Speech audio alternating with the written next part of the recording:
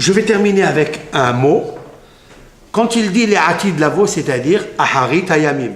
Oui, c'est vrai? Combien de fois est marqué le mot aharit ayamim dans la Bible? Combien? Il y a 24 livres de la Bible. Lorsque Akadosh Baruch Hu, il a dit que toute la Torah à Moshe Rabbeinu à Har Sinaï, toute la Torah, tout ce qu'on voit dans la Torah, les prophéties, il y a 24 livres, 48 prophètes, 8 prophétesses. Il lui a dit combien de fois il faut écrire dans la Torah, dans toute la Torah, hein, le mot Aharit Ayamim. Combien? Il est marqué 13 fois le mot Aharit Ayamim. 13 fois. Pourquoi 13 fois? Vous comprenez? Ce chiffre-là qui est magnifique, c'est quoi? C'est Ehad. Ehad. Aleph, Het, Dalet. 1. Shema Israël Adonai Eloheinu Adonai Ehad. Israël, écoute, l'Éternel est ton Dieu, c'est lui qui te dirige, la puissance nécessaire, c'est lui. Hashem Ehad, Ehad, c'est-à-dire l'unicité. Tous les Aharit Ayamim qu'on va vivre, c'est pour arriver à l'unicité. Hashem Ehad. Tout à l'heure, on dira Adonai Melech, Adonai Malach, Adonai Imloch Le'olam Va'ed. Le mot Le'olam Va'ed, il faut le remplir avec la lettre Vav. Il existe plusieurs fois le mot Le'olam à jamais privé de la lettre Vav. Cela veut dire qu'il y a ici une restriction de gouvernance. Comme aujourd'hui. Aujourd'hui, dans nos générations, depuis la destruction du premier temple, oui, Le'olam est privé du Vav.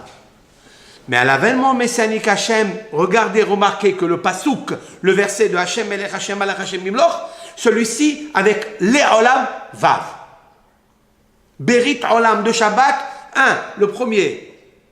Shamirou ben Israël Shabbat, la Shabbat le Dram, Berit Olam. C'est quoi Berit Olam? Une alliance éternelle. Comment il est marqué Le'olam? Le premier, Vav.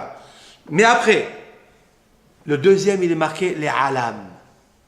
Le'alam, pas Le'olam. Othi Le'olam.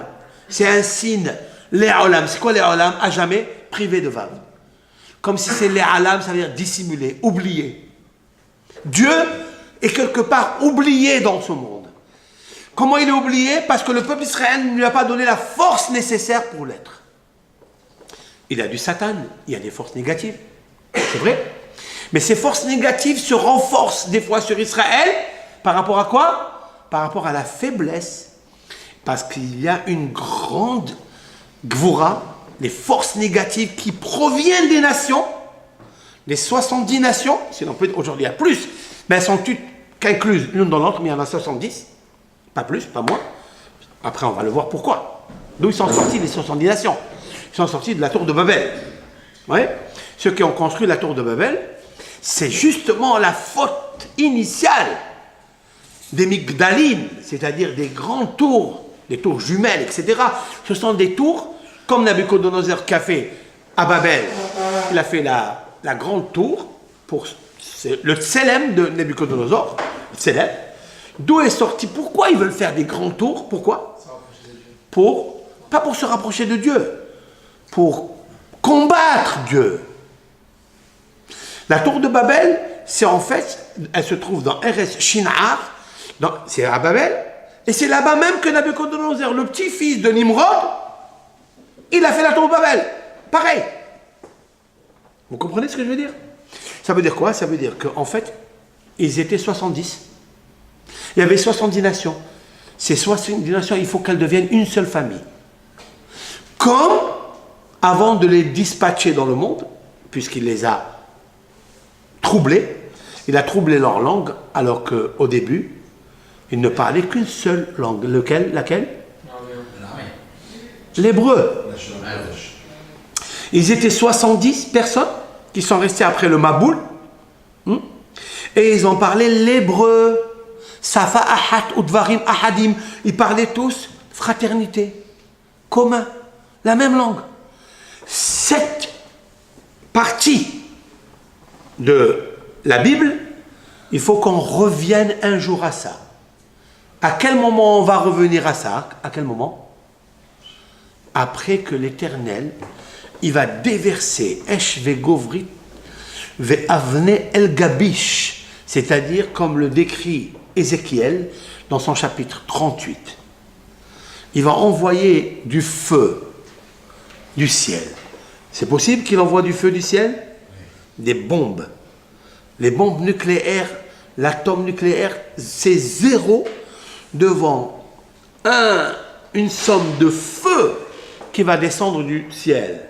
Il va envoyer des pierres dures qui vont fracasser tous les armes, tous les armées.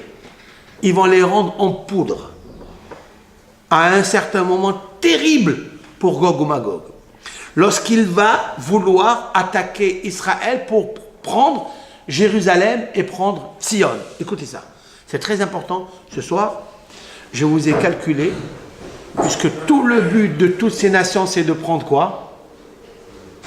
Sion et Jérusalem. Tout le reste du monde, peu importe. C'est-à-dire, ça va être une guerre de religion. Vous allez me dire maintenant, qu'est-ce qu'ils ont, eux, à voir avec Israël, avec la religion? Ça peut être un truc politique, ça peut être quelque chose de gouvernance, ça peut être un problème pécunier, d'être riche, d'avoir les protocoles des honneurs. Qu'est-ce que ça va avec la religion? Non. Parce que tous ces peuples-là, un jour, tous ceux-là ont parlé Lachon HaKodesh. Tous. Ils ont parlé Lachon HaKodesh. Lorsque l'Éternel a donné la Torah, oui, l'Éternel a donné la Torah, il a parlé en combien de langues? 70 langues. Marqué, méfourage dans la Gemara, la Torah nitna b'shiv'im lashon. La Torah a été donnée par 70 langues. 70 langues? Pourquoi Dieu il parle 70 langues?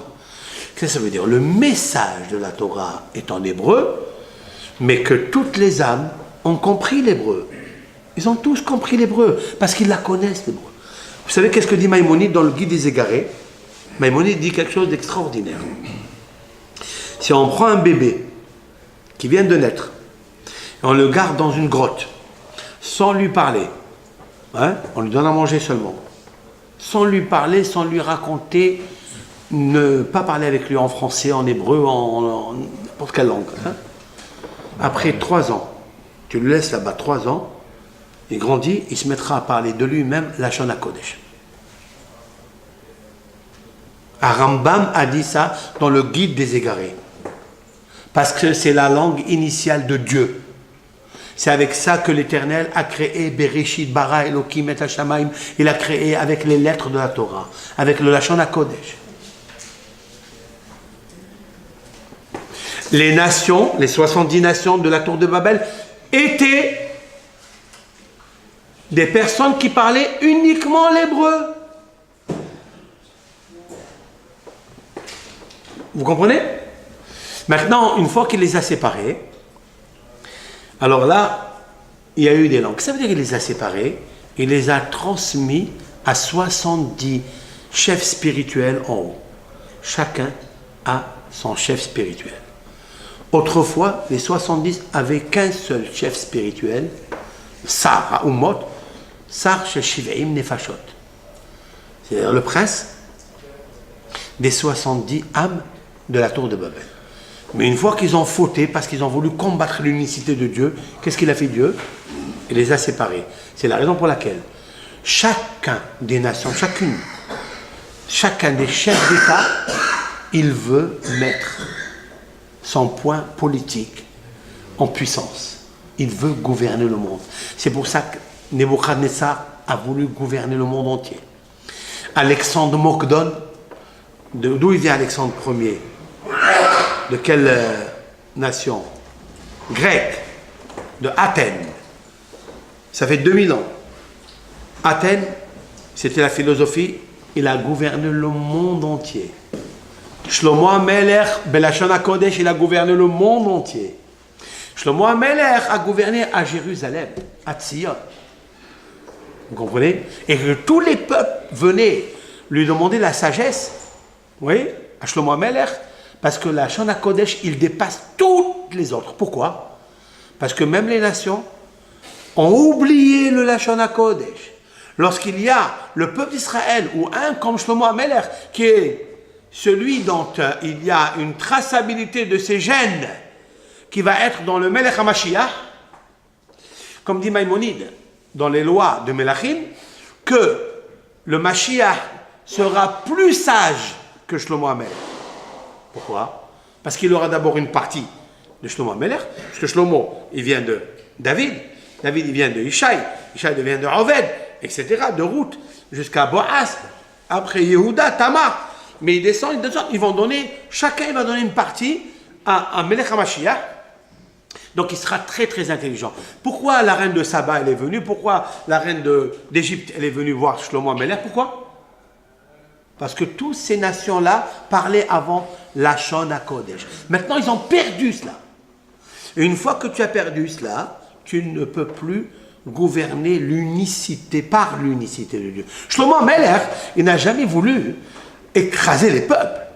Ou même le Mashiach, quand il va venir, Mashiach Be'ezrat Hashem, c'est pas un Mashiach qui veut écraser les peuples. Vous allez m'écouter ou bien je vais... Pas du tout. Je fais pas de guerre avec vous.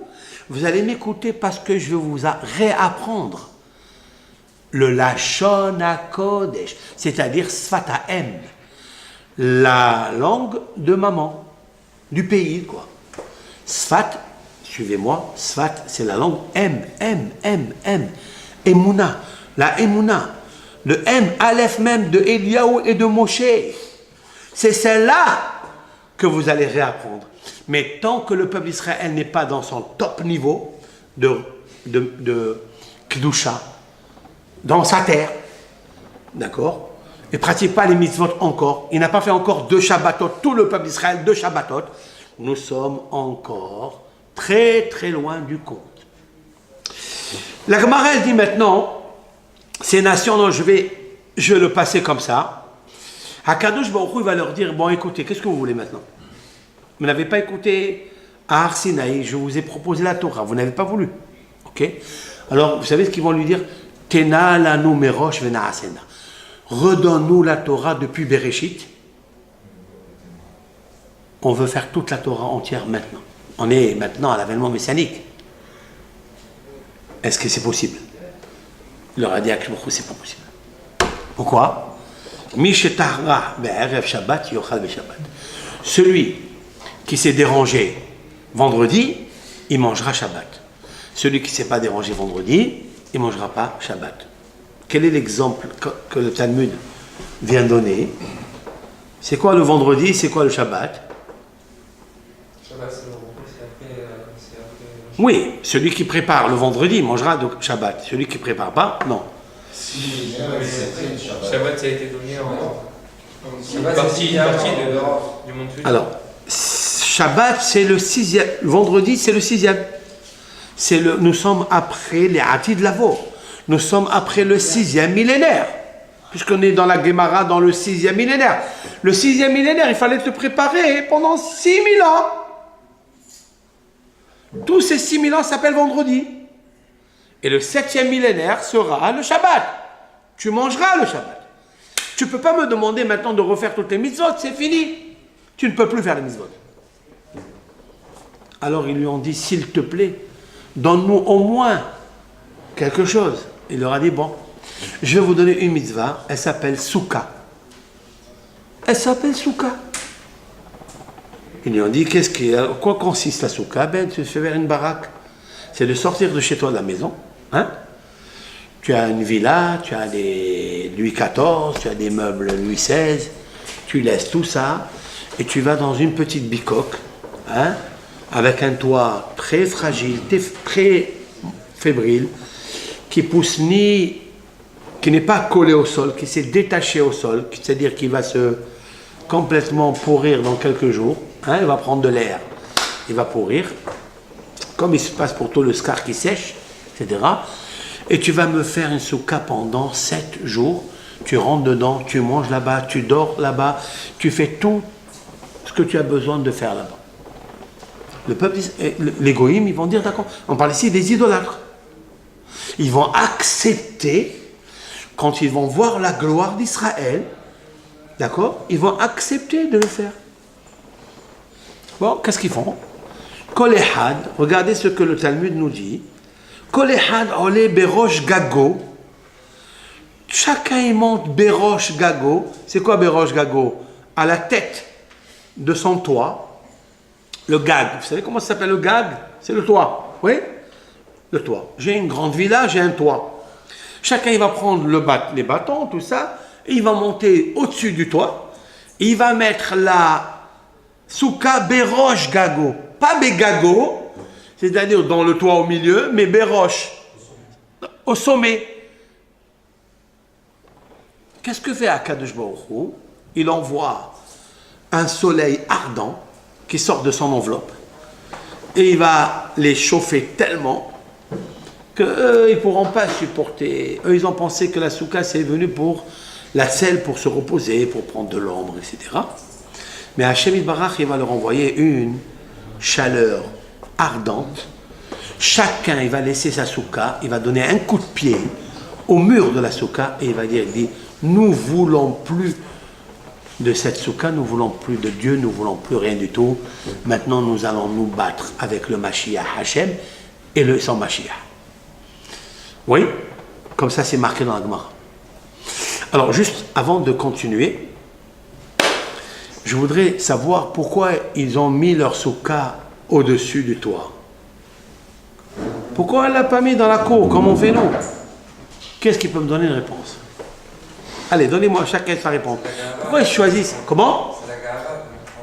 Joris, c'est une très belle réponse. Bravo. D'après, à la lumière de nos paroles, regardez avec l'aide de Hachem, et c'est un hidouche fait maison. C'est un hidouche fait maison. Berosh Gago. Il le fait monter à la tête de Gago. Qu'est-ce qu'il y a dans le mot Gago qui veut dire le toit? Regardez qu'est-ce qu'il y a, qu'est-ce que je cite? Gimel, Gimel et Vav. C'est les lettres qui forment le mot Gog. De là, j'apporte une preuve que Gog, c'est-à-dire la hauteur, l'orgueil. Gava ve Gava. Eux, ils veulent faire les mitzvot, mais ils veulent montrer à tout le monde qu'ils font les mitzvot. Ils disent, regarde, tu nous fais faire. Le Ben Israël, il le fait dans la cour, dans un endroit discret, caché. Mais tu veux le faire sur le toit, fais-le au milieu du toit, que personne ne te voit. Mais ils ont dit Berosh Gago. Ici, comme ça, tout le monde, les passants et les venants, ils voient ça. Et c'est là où Akadosh Baruch Hu leur dit, parce qu'il y a une question. Vous savez très bien qu'ils ont voulu faire une mitzvah. Hachem, pourquoi tu leur envoies le soleil? Pour les faire partir d'Asuka. Tu leur as donné la mitzvah d'Asuka, laisse-les faire. Pourquoi Hachem, tu leur envoies un soleil? Pour qu'ils se dégoûtent, qu'ils rejettent, qu'ils récusent la mitzvah de Souka. Vous comprenez? Pourquoi? Parce que la démarche est artificielle. La démarche est mauvaise.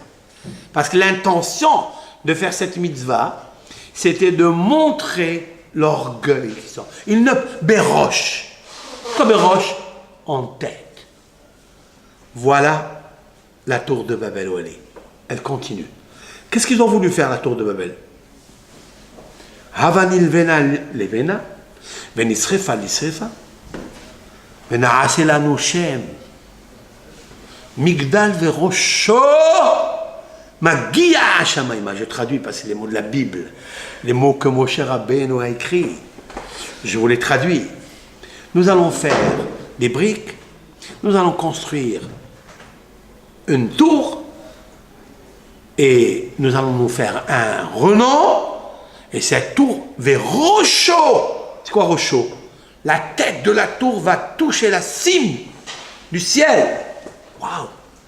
Ça rappelle un petit peu cette histoire de la souka. C'est une petite baraque, d'accord? Mais on veut la faire Berosh Gago.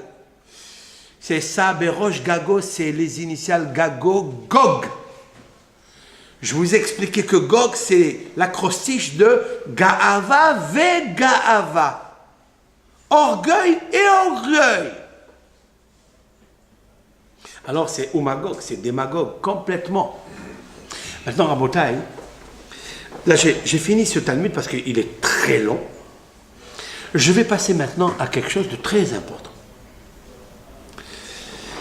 Combien de fois c'est marqué le mot Tzion et combien de fois c'est marqué Yerushalayim dans la Bible? Puisque chaque fois qu'on va prier 3 fois par jour dans la Hamida, qu'est-ce qu'on dit? Baruch ata Hashem boné Yerushalayim, Hamahazir Shechinato Letzion. La soif, avec enthousiasme, d'un Ben Israël, c'est d'atterrir un jour à Tzion, qu'on le mérite cette année, Be'azat Hashem, et qu'on va amener les korbanot, les sacrifices, à un endroit extraordinaire. Nous sommes en deuil de ces 2 temples qui ont été détruits par les ruines de Jérusalem. Jérusalem féminin ou masculin? Yerushalayim masculin ou féminin? Hein? C'est féminin. Puisqu'on dit les ruines de Jérusalem. Horbot Yerushalayim. Tandis que Tzion, c'est masculin. Tzion, c'est le Beth Amikdash. Qu'est-ce qu'il y a dans le Beth Amikdash? Qu'est-ce qu'il y a dans le temple Beth Amikdash? Qu'est-ce qu'il y a? Il y a le or, il y a la lumière, il y a le Shefa, il y a la Shechina, il y a le soleil qui émerge et qui se déverse sur Jérusalem. Jérusalem étant la notion, la définition d'une féminité qui reçoit, comme une femme, elle reçoit l'influence de son mari. D'accord? C'est lui qui lui donne tel le soleil à la lune. Yerushalayim, c'est une lune, c'est une femme. D'accord? Et Tzion, c'est l'homme, si l'on peut dire ainsi. Parce que Dieu a créé dans le monde Zachar et Keva, qui vont de pair, qui vont ensemble. Il a créé le couple, homme-femme. Il a créé aussi la ville de Jérusalem, la ville de Jérusalem, et il a créé le Beth Amikdash. D'accord? Le Beth Amikdash, c'est Tzion. Maintenant, je vais vous dire quelque chose avec l'aide de Hachem. Pourquoi les nations, ils veulent Tzion? Pourquoi ils veulent Jérusalem? Qu'est-ce qu'ils veulent de ça? On va travailler ensemble sur un texte. Si on prend, parce que ce qui nous intéresse, nous, c'est Yerushalayim. Aujourd'hui, tout le monde se dispute pour ça. Ok? Mais un jour viendra où tous les peuples fixeront leur ambassade, je le dis encore au nom du prophète, viendront et poseront leur ambassade à Jérusalem. Il faut le savoir, ça. Mais ce n'est pas marqué à Yerushalayim, c'est marqué Saviv Yerushalayim, autour de Jérusalem. C'est le même terme qui est posé dans Ézéchiel 38, où Baou, Kol Ha'amim, viendront tous les peuples pour faire la guerre. Hein? Ve'haya beyom krav. Il y aura un moment de bataille, un endroit de bataille, Saviv Yerushalayim. Ça veut dire qu'ils voudront rentrer à Jérusalem, mais ils ne pourront pas rentrer. Vous écoutez ce que je dis? Est-ce qu'il est arrivé dans l'histoire qu'une grande armée a voulu rentrer à Jérusalem? Elle est arrivée au port de Jérusalem. Et Akadosh Baruch Hu a envoyé des démons qui ont asphyxié 2 600 000 fantassins. De quelle armée s'agit-il? L'armée de Ashur. L'armée de Ashur, Melech Babel, Sanherib. Melech Ashur. Vous écoutez? Melech Ashur, il y avait 2 600 000 personnes qui sont venues. Et à Kadosh Baruch Hu, en une nuit, il les a tous asphyxiés. C'est marqué ça dans la Bible. Il y a un témoignage de Sanherib tous, ils sont morts Pégarim Metim.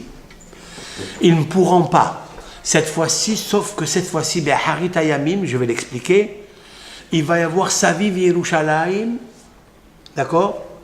Parce que Dieu, il va envoyer du feu, il va envoyer des pierres lourdes. Est-ce que c'est possible que des pierres descendent du ciel? C'est possible? Possible? Oui? En Turquie, il n'y a pas longtemps. Vous l'avez vu en Turquie? Il a fait descendre des pierres comme ça. Je ne parle pas de pierres de neige, de grêle blanche. Je parle de pierres noires. D'où ils sont descendus? Akadosh Baruch Hu, il a tout préparé pour l'avènement Messie. Vous savez d'où il va sortir les pierres? D'où? Je vais vous dire d'où. Avenue El Gabish. C'est quoi El Gabish? Pourquoi il y a des pierres qui s'appellent El Gabish? C'est tout des codes, tout des secrets. C'est quoi El Gabish? Al Gavish. El Gabish. Le Talmud de traduire Al Gavish. Sur le dos d'un homme. Qu'est-ce qui s'appelle Ish? Dans la Bible. Moshe. À quel moment Moshe Rabbeinu s'appelle Ish? Ish à Elohim. À quel moment? Il y a des pierres au-dessus du dos de Moshe? Oui. Quelle est la plaie en Égypte où il y a eu des pierres qui sont tombées? Barad. Oui. La grêle. L'Éternel a fait descendre des pierres qui ont fracassé les arbres, les chevaux, les animaux. Ils ont tout dévasté. Oui. Mais le pharaon s'est vite à regretter et s'est agenouillé devant Moshe. Il lui a dit: je t'en prie, arrête-moi cette plaie parce qu'elle est en train de me massacrer tout. Et Moshe Rabbeinu, qu'est-ce qu'il a fait? Il a dit stop. Oui. Il a dit stop. Vous savez qu'il y avait des pierres qui devaient descendre encore. Mais Moshe Rabbeinu les a stoppées. Oui. Ils sont restés au-dessus du dos de Moshe. Au-dessus du dos de Moshe, ils sont restés dans le ciel. Le Talmud demande, c'est marqué dans la Torah ça, Ve'habarad lo nitach arsa. Je traduis. Et la grêle n'est pas tombée et fondue par terre. Elle est restée où alors? Elle est restée en hauteur. Le Midrash il demande pourquoi? Il a dit, le Midrash répond parce que l'Éternel a besoin de ces pierres. Be'aharit hayamim, lorsqu'il y aura la guerre de Gog ou Magog, comme ça il fait descendre ces pierres sur eux. Demande un Rav. Hakadosh Baruch Hu, il n'a pas la possibilité de créer d'autres pierres? Il n'a pas besoin de ces pierres-là qui sont en haut. Qu'est-ce qu'il a besoin? Il fallait qu'ils tombent. Et après? Hein? Pourquoi Akadosh Baruch Hu, il a conservé les pierres de Moshe Rabbeinu de la plaie de Barad? Pourquoi? Quoi, il peut pas, il fait des économies? Comme ça demande Rabbi Ephraim Haim Zaitchik, que j'ai connu. C'est un rave très très ancien, que j'ai vu à Annemasse quand j'avais 18 ans. J'ai écouté, il a posé cette question. J'avais 18 ans, il avait 70. Moi, comme un petit, comme ça, je regardais et j'ai retenu cette belle question. Le Midrash, il nous dit pourquoi? Parce qu'il a besoin à Kadosh Baruch Hu de ces pierres, la hâtie de l'avant, il ne faut pas les gaspiller. Pourquoi tu as Kadosh Baruch Hu? En un clin d'œil, c'est l'infini, il peut te faire sortir des milliards de pierres. Ouais, du feu, il fait sortir les pierres, il ne veut pas se faire sortir. La réponse du Rav, elle est majestueuse. Vous pensez que c'est Akadosh Baruch Hu qui a créé les pierres? Non. Vous savez qui est-ce qui a créé les pierres? C'est les bénis Israël. Par les larmes qu'ils ont versées en construisant les pierres du pyramide. Chaque pierre, chaque brique qu'ils ont fait, ils recevaient des coups. Parce qu'il fallait apporter un quota de pierre. Et quand tu réussis pas à apporter, ils recevaient des coups, ils pleuraient. Ils étaient blessés, contusions, hématomes. des brûlures de fouet sur le peuple d'Israël. C'est pour ça qu'on mange le maror, non? Maror, les herbes amères. Pourquoi? Pour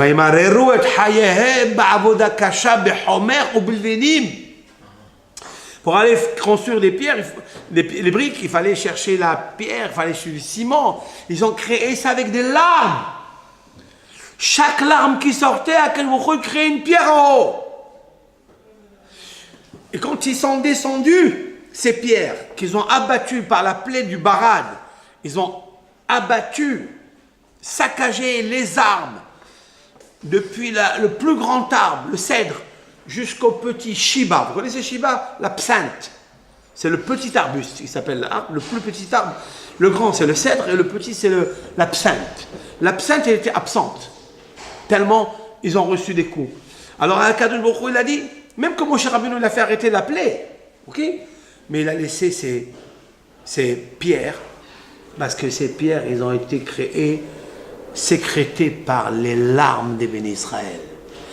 Et donc, Akadosh Baruch Hu, il a besoin de ces pierres pour faire quoi? Pour frapper Gog ou Magog. Attendez. Pourquoi? Qui est-ce que Gog ou Magog? C'est qui? En fait, pourquoi Akadosh Baruch Hu, il a besoin d'une guerre pour faire dévoiler son royaume par le Mashiach? Pourquoi? C'est une question qu'on peut poser, non? Pourquoi il a besoin de tout ça? Vous savez, dans leur pays, il peut les étouffer avec une parole. Il envoie des milliards de démons, il envoie des souris, il envoie ce qu'il veut, comme il a fait en Égypte, les sauterelles, tous les animaux sauvages qu'il a envoyés. Oui, il ne peut pas avec le brou. Il peut. Ah, pourquoi il fait ça?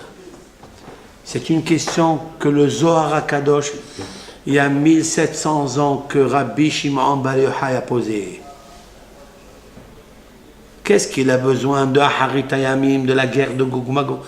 Qu'il n'y ait pas de guerre. Pourquoi il faut qu'il punisse ces gens-là? La réponse, parce que c'est marqué El Nekamot Adonai. L'Éternel est un Dieu de vengeance. Kiyom Nakam Belibi.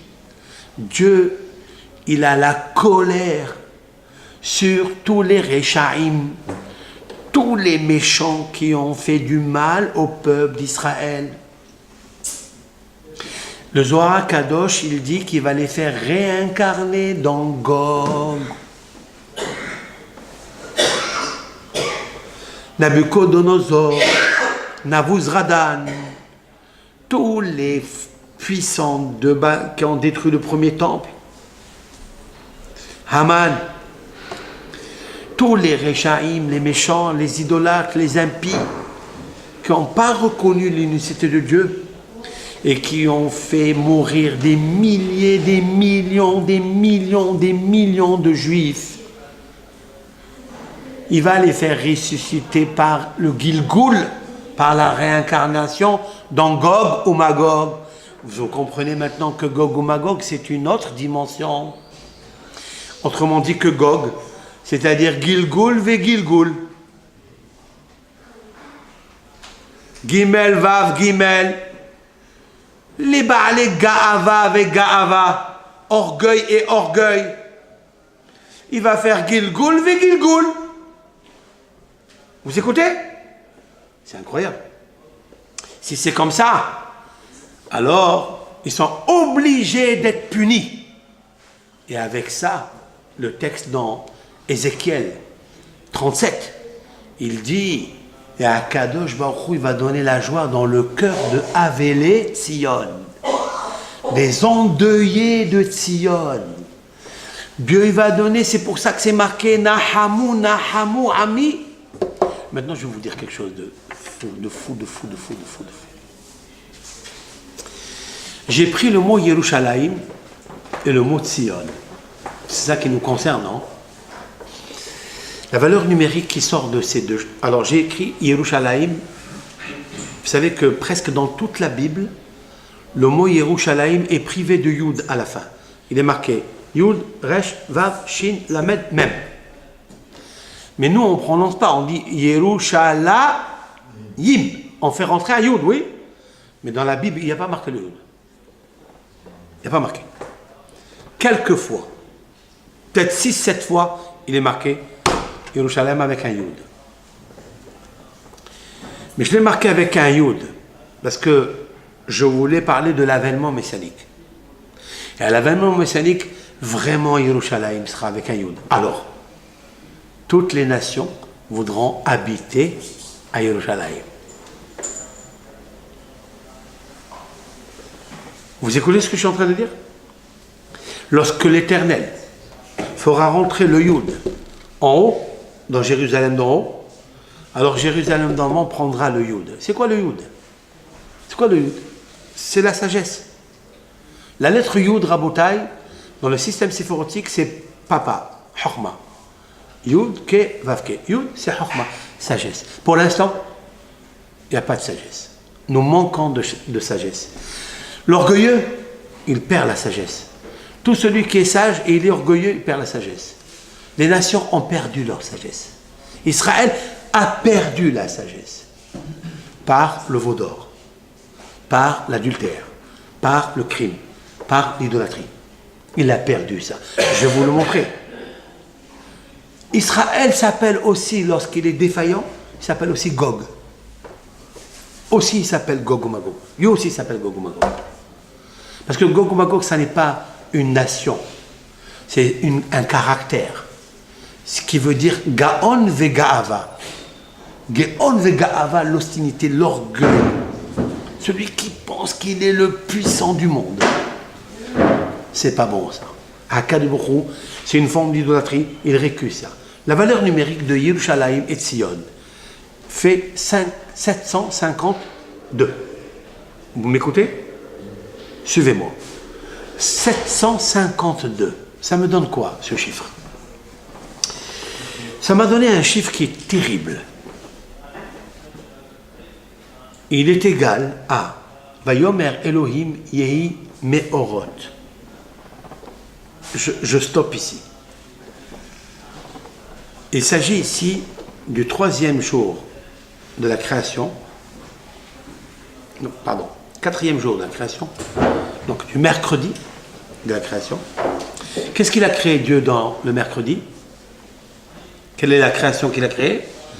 Les luminaires. Le soleil, la lune et les étoiles. D'accord? Mais Hachem, il a dit à Moshe Rabbeinu d'écrire le mot Meorot privé de Vav. Enlève la lettre Vav. Normalement, Meorot prend un Vav, même deux. Il n'y a pas marqué Meorot. Elohim, il y a marqué Elohim, Yehi, que soit Meorot. Meorot, cela veut dire les luminaires, privé d'un Vav. Je vous ai déjà fait un cours sur cela. Qu'est-ce que dit le Midrash? Et au nom de Rabbi Meir. Meorot. Rabbi Meir Balanes. Meorot, privé d'un Vav, est égal Meharat. Meharat, le Midrash dit, c'est la malédiction. La destruction. De quoi s'agit-il? Lorsqu'il y a obstruction du soleil par la lune, dit Rabbi Meir, il arrive des catastrophes dans le monde. L'éclipse. Et c'est vrai. Alors il faut savoir, chers frères, que il est marqué dans le Talmud et dans le Zohar que lorsque vous verrez une série, écoutez ça, il n'y a pas de date, je n'ai pas dit de date. Lorsque vous verrez des séries d'éclipses, une derrière l'autre qui se rapprochent, sachez que Mashiach ben David bat. Mashiach, fils de David, arrive. Il est là. Qu'est-ce que ça a à voir? Les Meorot, l'éclipse. Vayomer Elohim yehi Meorot birki ha'shamayim ve'ayu le'otot. Qu'est-ce que c'est ve'ayu le'otot? Ils seront comme signe. Sachez que c'est un signe que quand il y a la Meharat, écoutez, quand il y aura les Meharat, c'est-à-dire les malédictions qui se suivent, sachez que David est là. Mashiach ben David est là. Ça, c'est une parole du Talmud. Il ne cite pas de date, de temps, Mais il cite un phénomène cosmique interplanétaire. Vous écoutez? Cela veut dire que les méhorot sont prépondérants. Maintenant, écoutez-moi. Le calcul, et je vais faire avec ça une superposition et interprétation. J'explique. Je vais aller doucement. Je vais aller très doucement, mais vous allez me suivre. Elohim Yehi Me'orot, valeur numérique, comme il est écrit dans la Bible. 752. Comme Yerushalayim Tzion. Alors maintenant, je vous pose la question. Est-ce qu'il y a un rapprochement entre Yerushalayim Tzion, qui est 752, avec Elohim Yehi Me'orot, privé d'un vav, c'est-à-dire malédiction? Il y a ou il n'y a pas? Dites-moi. Qu'est-ce qui peut me dire? Qui est sage ici? C'est très simple. Jérusalem et Yerushalayim et Tzion, ils sont construites? Ils sont construites là? Non. Ils ne sont pas construites. Il y a une destruction. Horbot Yerushalayim. Yerushalayim est en ruine. C'est une malédiction, ça. Le Beth Amikdash Tzion n'est plus là, il y a juste un mur. Le kotel. Cela veut dire qu'il n'y a pas la douceur de Dieu, il y a Elo, c'est-à-dire il y a la justice. La même justice qu'il a créée dans les luminaires pour créer l'éclipse. Et donc le présage pour les catastrophes, ouragans qui arrivent, c'est le même qui est reconduit dans Jérusalem et Sion. Vous me suivez? 752. Maintenant, suivez-moi. La valeur numérique réduite de ça. 7 et 5, ça fait combien? 12. Et 2? 14. 14. Stop. C'est quoi? C'est qui 14? Quel est le personnage qui a son chiffre dans son nom? Chiffre 14. David. Qui? David. Bravo. David. David. Ce soir. On est David, non? La ville de Jérusalem, elle est la ville de qui? La ville de Tzion, c'est la ville de qui? De David.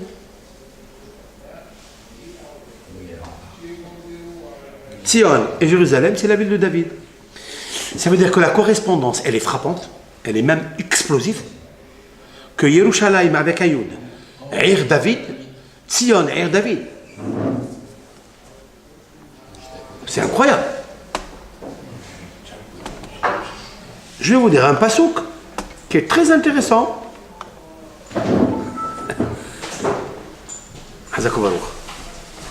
Très très bien. En tous les cas, vous avez suivi jusqu'à maintenant, c'est extraordinaire. Bravo.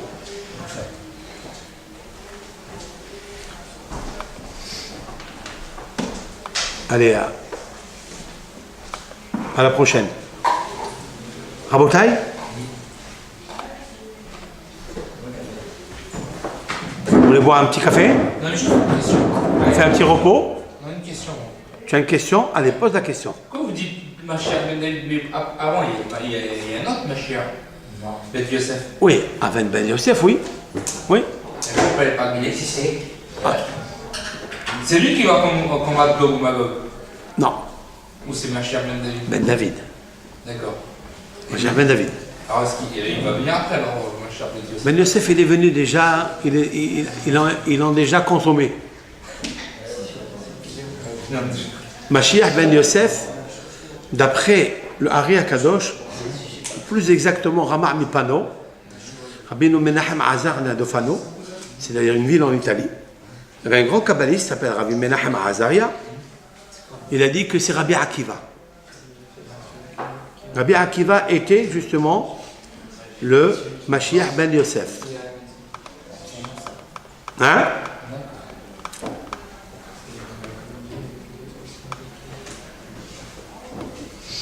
Je vais vous montrer un passage qui est extraordinaire.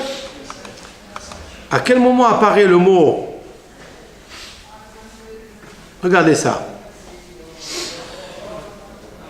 Il est marqué. Vaïl Kod David. Je suis dans Shemuel Bet. Perek, dans le verset Zaïn. Pour la première fois qu'apparaît le mot Tzion. En fait, d'où il vient? C'est marqué Vaïl Kod David. David a conquis et Mitsudat Tzion. Elle s'appelait comme ça Mitsudat Tzion. Hi Ir David. C'est la ville de David.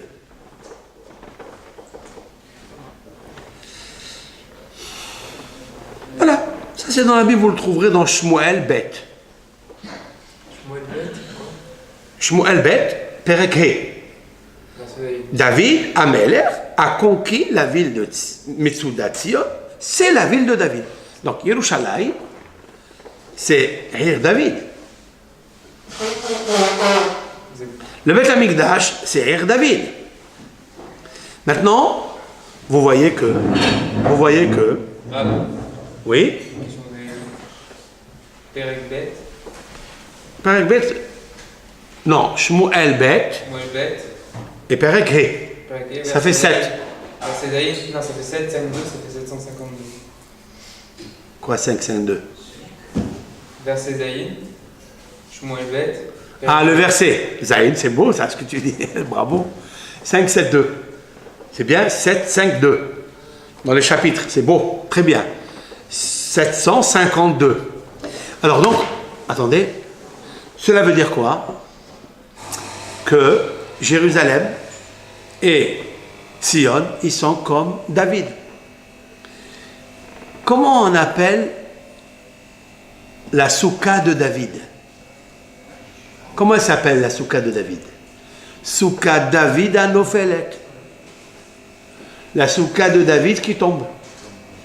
Qu'est-ce que c'est la soukha de David qui tombe? Ça veut dire que la Shekhinah, elle va en galoute. C'est quoi le soukha Shalom? La soukha Shalom, cela veut dire que Akadosh Baruch Hu, par ses ailes, si l'on peut dire ainsi, il couvre le peuple d'Israël. Alors il y a des moments où il les couvre, et il y a des moments où il retire ses ailes. Donc, la soukha, elle reste son protecteur. Comme une soukha que le gardien il va mettre pendant la vendange, pour le moment de vendange. Et après, une fois que la vendange est terminée, qu'est-ce qu'il fait? Il s'en va et il laisse la soukha sans abri, sans gardien. C'est ce qu'il fait à Akadosh. De temps en temps, il est le pavillon, il est les ailes de la Shekhinah sur nous. Et c'est pourquoi on dit Ufros alenu soukat shelomecha. Étend sur nous soukat shelomecha. Ça s'appelle la soukha du shalom. Quand on est bien, on attend cela. Mais quand on n'est pas bien, ça s'appelle soukat David ha nofel, parce qu'elle tombe. Mais combien c'est beau, combien c'est vrai, combien du émet, puisque Tzion et Yerushalayim forment dans sa valeur numérique théosophique David, puisque c'est 14, hein, et ça forme aussi Elohim Yehi Meorot. Parce que les Meorot, qu'est-ce qu'ils font les Meorot? Il y a un privé d'un Vav, ça veut dire qu'il n'y a pas de Skar. Le Vav, c'est le Skar. Quand tu enlèves le Skar, le vent il rentre, c'est plus une soukha. Et bien quand il y a l'obstruction de la lune avec le soleil, il y a une restriction. Il y a ce qu'on appelle soukat ameorot noflim. C'est-à-dire qu'il n'y a plus de protection. Mais pour qui il n'y a plus de protection? Quand il y a l'éclipse, c'est pour le côté nord du monde. Vous le savez. Mitzafon tipatah ara. Du côté nord, parce qu'il n'y a pas de barrière, pas de frontière, pas de mur, débute et s'étale le malheur. D'où il provient? Parce qu'il est privé de Meorot. Et c'est en fait Et c'est ça la soukha de David, parce qu'elle est que 7 jours, et après on l'enlève. C'est vrai? Parce que ce monde-là, il tiendra 6 millénaires, et le 7e millénaire, on aura la soukha de Hachem Yitbarach. La soukha de David, elle ne tombera plus. Et je vais vous le prouver par des textes. Et c'est pourquoi Jérusalem, pour l'instant, elle se construit et elle se détruit. Elle se construit et elle se détruit. Parce qu'elle est à l'instar des Méhorot, des Méharat. Parce qu'elle n'a pas le Vav, qui est la protection divine, l'Eolam, à jamais, avec un Vav de l'Eolam. Elle est privée de ce Vav.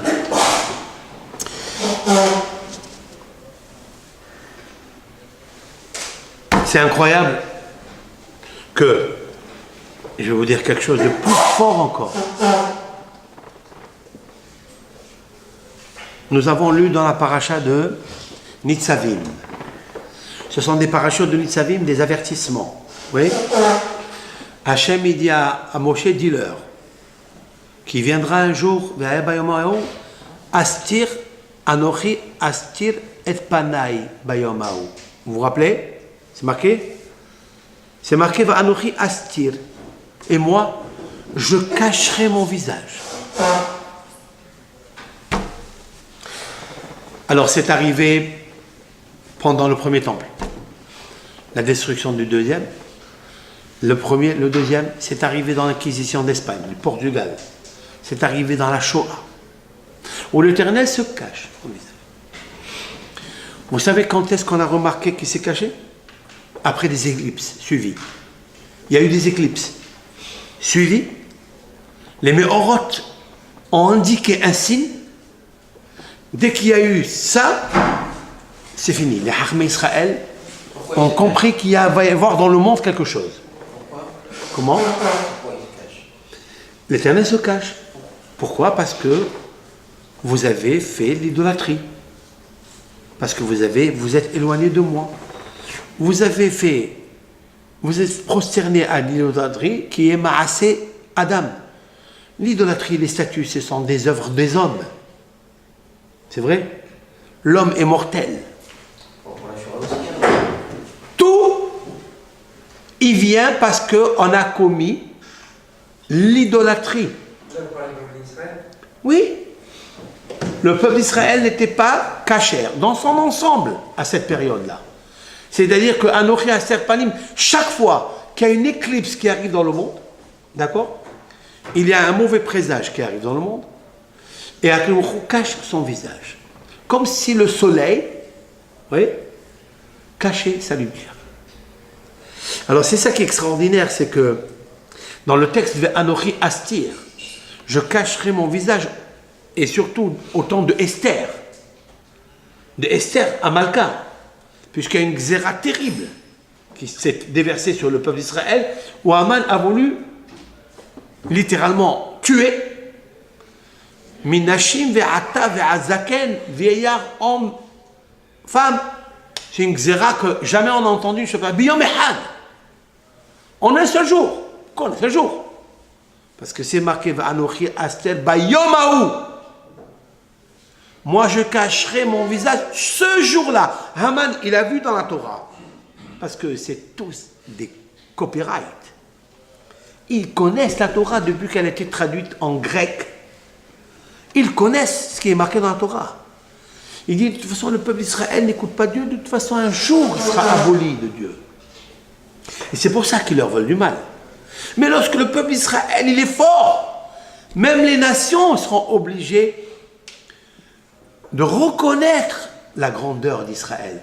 Sa grandeur, pas parce qu'il est vainqueur, parce qu'il est gagnant dans une guerre, parce qu'il veut écraser les autres. Pas du tout, loin de là. Parce qu'il reconnaît l'unicité de Dieu. Et lorsque tu reconnais l'unicité de Dieu, même eux, ils ont du courant. Même les nations, ils ont l'électricité. Ils ont du courant, ils sont branchés. Eux-mêmes, ils s'élèvent à un niveau tellement haut, ils seront obligés, de par la force des représentants célestes qui se trouvent au-dessus de chaque pays, de chaque nation. Vous me suivez là? Donc c'est la faute des Juifs. Alors, c'est un mot faute des Juifs, pas faute des Juifs. Moi, je ne parle pas comme ça dans ce langage. Moi, je dis, le peuple d'Israël est en restriction de la perfection de l'unicité. Point à la ligne. Voilà comment je vois. Moi, je ne le vois pas négatif, je le vois qu'il n'est pas encore arrivé à grimper à la perfection. Il faut la shlemout. Il faut revenir à Adam Arishon avant la faute, parce que c'est là Adam Arishon et le serpent qui ont créé Gog. Je suis en train de dire n'importe quoi, non? Je vais vous dire quelque chose de terrible. Qu'est-ce que ça veut dire que c'est tu qui as créé Gog? Ouais, je vais vous le montrer de suite. Regardez, chers frères. J'ai fait une étude ici. Ouais. La Torah, elle est vraie ou elle n'est pas vraie? Elle est vraie. Très bien. Maintenant, suivez-moi. Aharit Hayamim. Qu'est-ce que c'est Aharit Hayamim? La fin des jours. Pourquoi on ne dit pas les Atid Lavo? Un jour, les Atid Lavo. Une fois le terme de les Atid, le futur temps à venir. Okay. Des fois, Aharit Hayamim. Une fois comme ça, qu'est-ce que c'est? En fait, qu'est-ce qu'il va y avoir à Harit Hayamim? La vérité va se déclarer, c'est ça? Quelle vérité? Que le peuple d'Israël était le peuple élu de Hachem. Il est le peuple de la Torah qui s'appelle Torah Emet. Il est le peuple de Moshe Rabbeinu qui s'appelle le prophète Emet. Moshe Emet, Torato Emet. Oui. Et la Nevoa, elle est Emet, la prophétie, elle est Emet, la Emouna, elle est Emet. Vous savez d'où je veux le prouver? Du mot Aharit Hayamim. Suivez-moi. Hein. Si je prends Aharit Hayamim, regardez bien avec moi. Par quoi commence le mot Aharit? Aleph. Il termine par quel mot? Tav. Hayamim. Par quel mot il commence? Hey. Il termine. Alors, j'ai dit Aleph. Mem. Tav. He. Ha. Et Met. La vérité. La vérité. Qu'est-ce qui reste à l'intérieur? Dans Aharit Hayamim, il reste Mem Yud, Het, Resh Yud, Mehori. C'est quoi Mehori? Les eaux de ma colère. C'est-à-dire maintenant, je prends le mot Aharit Hayamim, il est composé maintenant de plusieurs lettres qui se divisent en trois mots. Ha-emet, Mehori. Où c'est marqué Mehori? Ha-afagadol azé. Dans Aharit Hayamim. L'Éternel va se mettre en colère pour se venger de toutes les nations. Vous savez, Moshe Rabbeinu il a écrit la Torah, Emet. Bon, Dieu il témoigne que le peuple d'Israël a accompli la Torah, mais Dieu c'est le Père.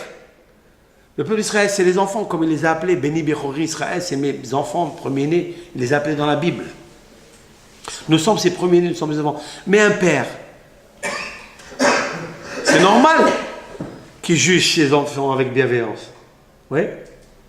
Est-ce qu'un père peut témoigner pour son fils? Peut pas. Alors, c'est pas une preuve. Alors, quelle sera la preuve que le peuple d'Israël a accompli la Torah? Quelle est la preuve? La réponse se trouve dans le Talmud que je vous ai cité. Avraham Avinu, c'est la preuve. Hakadosh Baruch Hu, Ne'atid Lavo, il va faire ressusciter Nimrod. Nimrod, vous connaissez Nimrod? Le plus grand idolâtre de l'histoire. Du début de l'histoire du monde, les idolâtres. Nimrod. Ouais. Il témoignera que Avraham Avinu ne s'est pas prosterné à la Avodah Zarah. Viendra Nabucodonosor et témoignera que Daniel ne s'est pas prosterné à une image, pas à une statue, à une image de Avodah Zarah.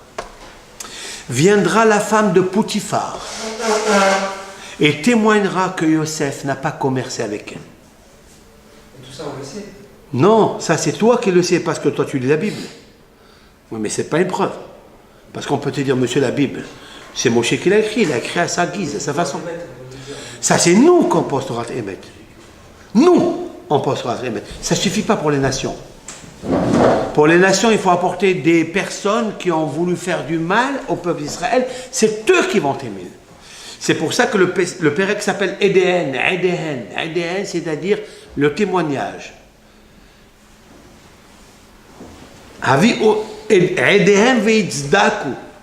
Ils apportent leurs preuves et on sera nous justifiés. Quelle est la preuve? Que Nimrod va lui-même témoigner. Et c'est là où c'est grandiose. Parce qu'on voit qu'il est dans le Gilgoul. Waouh! C'est le Gog ou Magog, c'est-à-dire Gaava, Nimrod, plus grand Gaava de la terre. Il revient en Gilgoul pour témoigner que Abraham n'a pas fait Avodah Zarah. La femme de Poutifar, pareil. Elle témoignera que Yosef, pas seulement qu'il n'a pas fait l'Avodah Zarah, mais qu'il n'a jamais été soupçonné quelque part. Même pas un clin d'œil. Hein? Parce que la Gemara, elle a dit qu'il n'est pas soupçonné de l'Avodah Zarah. Il fallait dire plus. Qu'il n'a pas fait l'adultère avec elle. Oui? C'est quoi soupçonner? Alors des fois... Hein? Non, soupçonner, ça, non. Il y a des fois qui sont soupçonnés et ils ne font pas. Mais c'est eux qui ont attiré la chose. Ça peut arriver par exemple dans un bureau. Hein? Un monsieur, il est dans un bureau, il voit une belle femme à côté de lui, la femme du prochain, et elle ne le regarde pas du tout, elle ne fait pas attention à elle. Et lui, il provoque. Il commence à faire un clin d'œil, lui apporte un café, lui fait salam alaikum, etc. Jusqu'à ce qu'il attire. Après, ils vont faire l'acte ou pas. Mais est-ce qu'il est soupçonné de l'adultère, ce monsieur? Oui. C'est pas le fait d'y avoir pensé, c'est comme lui, il n'avait même pas l'intention. Il n'avait même pas, elle va témoigner qu'il n'avait même pas l'intention de le faire. Plus.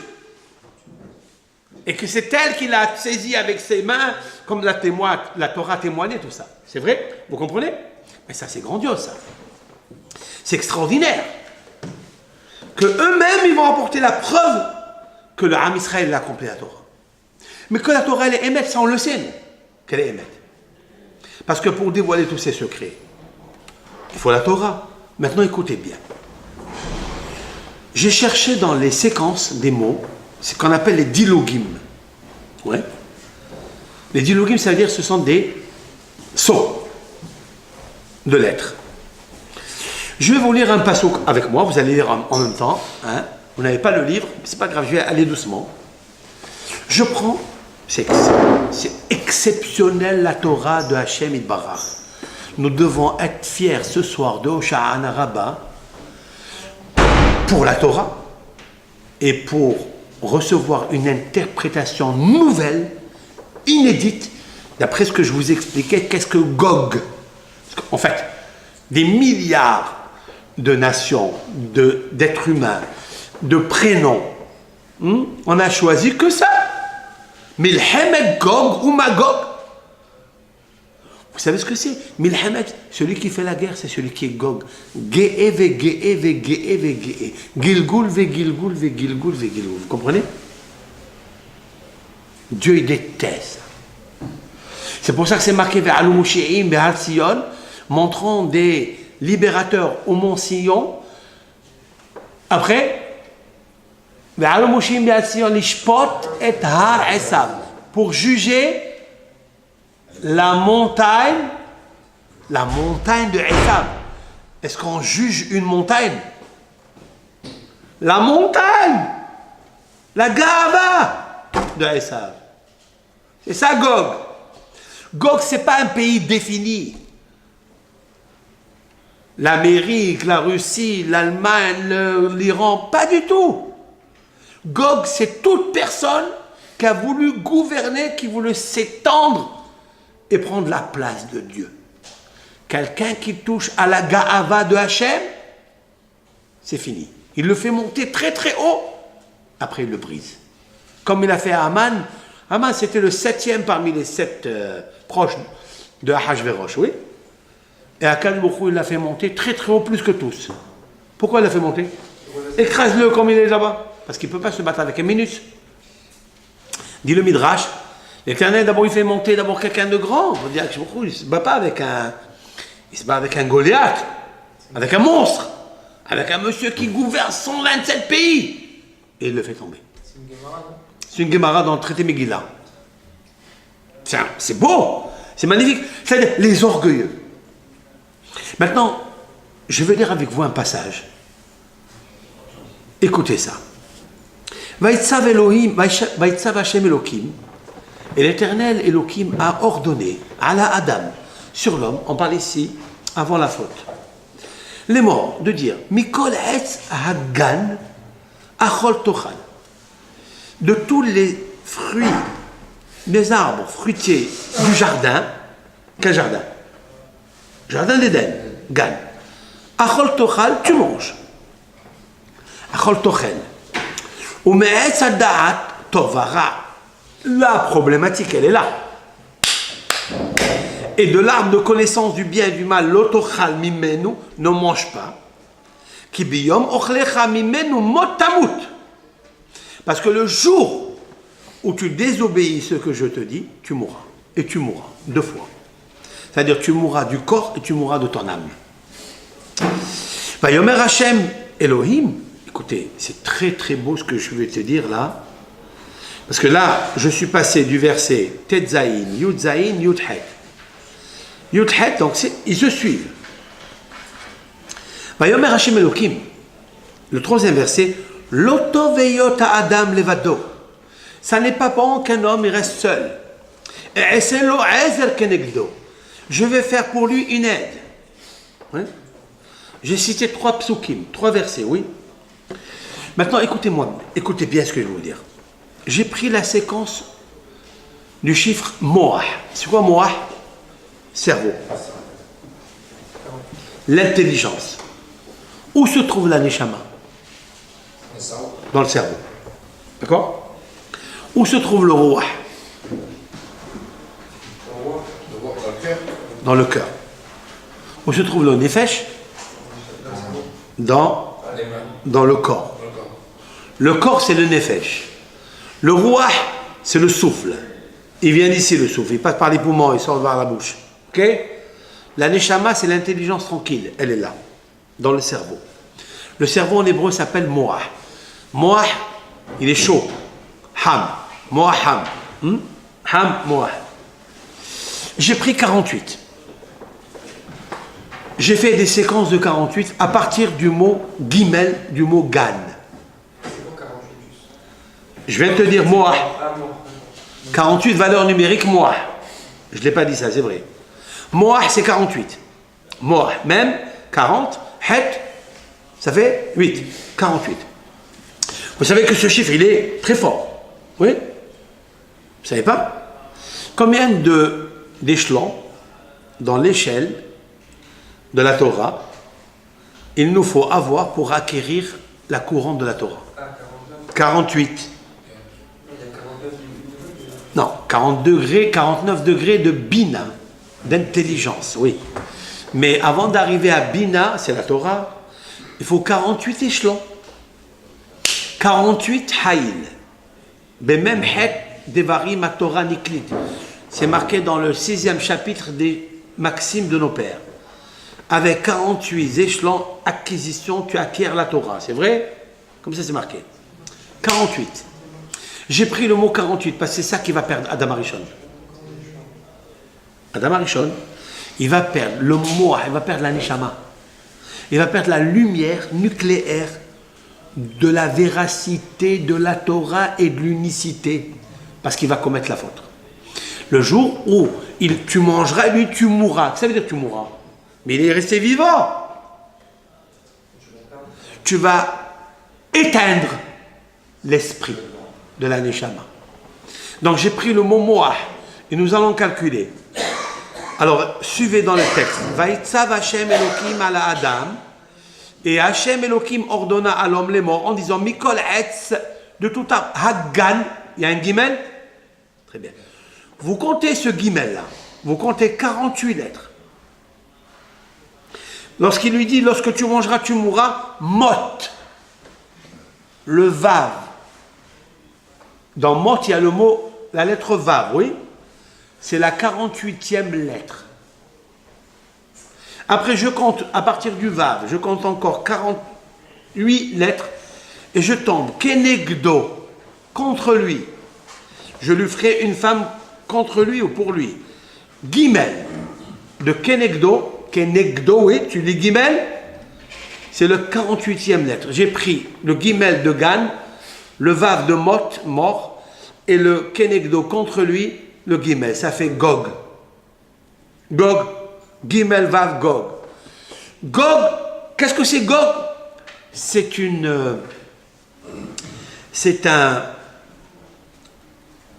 situation. C'est un caractère. C'est pas un pays, c'est pas une nation, c'est nouveau, hein, c'est pas écrit ça dans les Sfarim, mais je peux le comprendre de Yeshaya quand il parle de Gog ou Magog. Je vais vous le montrer là-bas direct. Donc voilà, c'est incroyable. Incroyable. Ça veut dire que l'arbre de connaissance, il a fait quoi en fait? Qu'est-ce qu'il a fait l'arbre de connaissance? Qu'est-ce qu'il lui a dit Dieu? Il lui a dit le jour où tu manges, tu deviendras comme un Dieu. C'est vrai? Le serpent. Il lui a dit Ahava Viyitem Kelohim Yod'e Tovara. Tu seras comme un Dieu qui maîtrise le bien et le mal. Tu seras comme un Dieu. Qu'est-ce qu'il lui a dit d'être? Gog. Gaava ve Gaava. Vous comprenez ou pas? Donc Hava s'est sentie très haut. Elle a dit, toi, je vais devenir un créateur. Oui, tu vas être créateur. Mais tu sais de quoi? De bombes atomiques. D'armes nucléaires. Non conventionnelles. Oui. Oui, tu vas avoir la Gaava, l'orgueil d'être un pays qui va faire du mal. Parce que l'orgueil amène le Gog. Et c'est la Etza du serpent. Il faut enlever ça.